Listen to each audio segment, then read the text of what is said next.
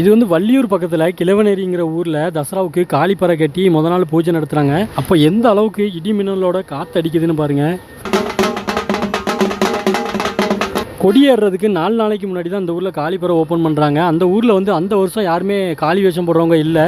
அதுக்கு முன்னாடிலாம் இந்த ஊரில் நிறைய பேர் காளி வேஷம் போடுவாங்க. அதனால் ரொம்ப சிறப்பாக தான் பண்ணிகிட்டு இருந்திருக்காங்க. ஆனால் இந்த வருஷம் யாராலையுமே வேஷம் போட முடியாமல் போயிருக்குது. அதனால் ரொம்ப லேட்டாக தான் பண்ணியிருக்கிறாங்க.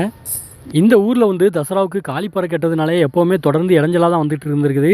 இது வந்து காளிப்பறை கட்டி ஃபோட்டோலாம் ஏற்றுறதுக்காக எல்லாருமே மக்கள் போய்கிட்டு இருக்கும்போது ரொம்ப பயங்கரமாக காற்றடிச்சிருக்குது. அன்றைக்கி கடைசியாக பூஜை முடிஞ்சதும் பயங்கரமாக மழை பெஞ்சிருக்குது. மழை பெஞ்சதுனால அந்த ஊர் பசங்களாம் எல்லாருமே சேர்ந்து காளிப்பறைக்குள்ளேயே படுத்து தூங்கியிருக்கிறாங்க. காளிப்பறைக்குள்ளே வந்து தூங்கக்கூடாது, படுக்கக்கூடாதுன்னு சொல்லுவாங்க.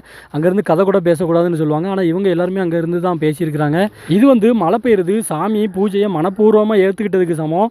அதுவும் காளிப்பறைக்குள்ளேயே தங்க வைக்கிறாங்க. மழை வந்து ரொம்ப பெஞ்சு அவங்களால வீட்டுக்கு போக முடியாத சூழ்நிலை வருது. அதனால தான் அவங்க காளிப்பறை உள்ளேயே படுத்து தூங்குறாங்க. இது வந்து ரொம்ப ரொம்ப ஒரு சிறப்பான நிகழ்வு அந்த ஊரில்.